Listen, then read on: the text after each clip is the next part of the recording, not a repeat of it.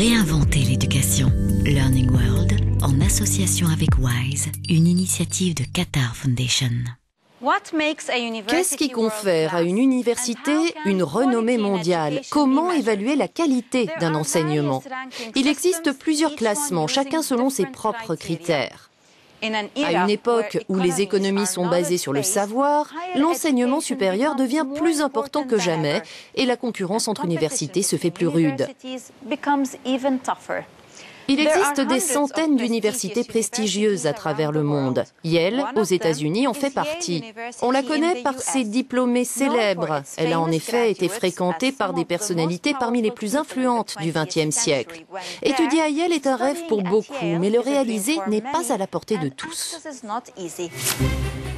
On se croirait à Oxford, mais nous sommes bien aux États-Unis. Yale, l'une des plus anciennes universités du pays, a délibérément copié le style gothique du campus britannique. Les murs datent en fait du XVIIIe siècle. Ici, nous sommes à Saybrook College, un des 12 collèges de Yale. J'y ai vécu de la 2e à la dernière année. Les étudiants sont très attachés à leur collège. Si vous demandez à un étudiant quel est le meilleur collège à Yale, il répondra forcément le sien. Edwina, 23 ans, a bouclé avec brio les 4 ans du tronc commun. Elle a été reçue au département de droit, un privilège. L'an dernier, seuls 7% des postulants ont été acceptés. Outre l'excellence, la sélection a pour but de limiter la taille des promotions de sorte que chaque étudiant puisse vivre sur le campus. C'est vraiment une communauté. Les professeurs vivent sur le campus et vont au réfectoire avec leur famille. C'est sympa de ne pas être un des 1500 étudiants, mais un d'une centaine. Yale, comme de nombreuses universités américaines, a des diplômés loyaux qui lui font des dons généreux.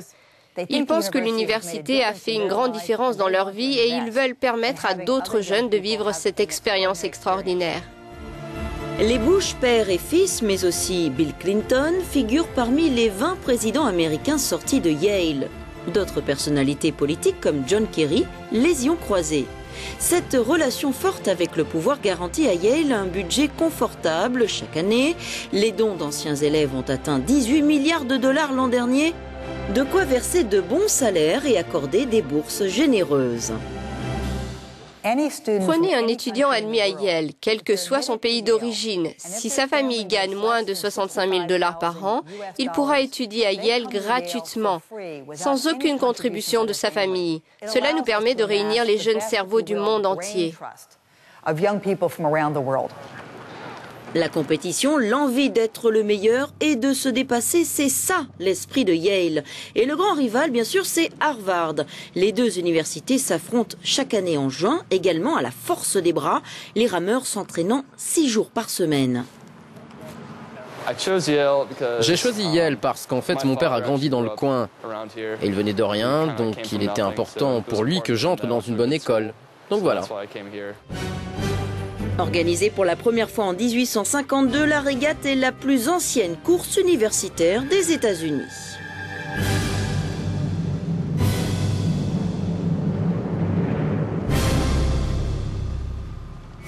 Pour comprendre le classement des universités, nous retrouvons tout de suite Jan Sadlak, le directeur de l'IREG, le groupe d'experts internationaux en classement à Paris. Un rapport récent confirme la place de Yale parmi les meilleures universités au monde. Qu'est-ce qui fait de Yale et de ses pairs des élites mondiales en termes d'enseignement ? Eh bien, le fait qu'on qualifie d'élite mondiale Yale et d'autres institutions d'enseignement supérieur est lié à la mondialisation. Il ne suffit plus d'être performant au niveau local, ni même national. Il est important d'avoir une visibilité internationale. Comment peut-on être sûr que ces classements ne sont pas influencés politiquement ? En ce qui concerne le risque éventuel de biais, il est important que ceux qui établissent ces classements soient très clairs en termes de critères, d'objectifs, de méthodologie, tout particulièrement dans la collecte des données, leur interprétation et leur publication.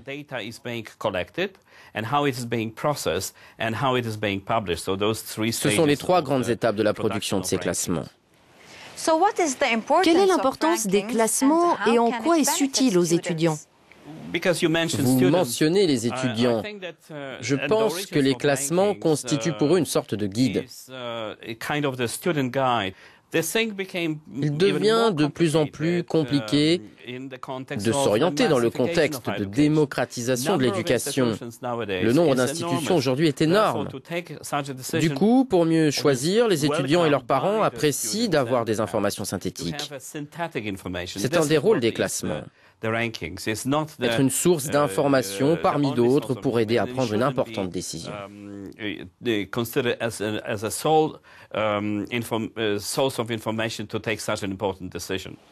Thank you, Mr. Sadlak.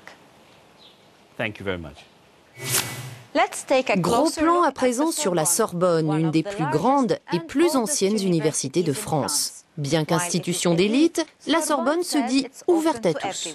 Venez d'abord les gardes du camp, ils ont armés avec plein de petits pages. L'université de la Sorbonne, en plein cœur du centre historique de Paris, 23 000 étudiants y sont inscrits en sciences humaines et lettres classiques.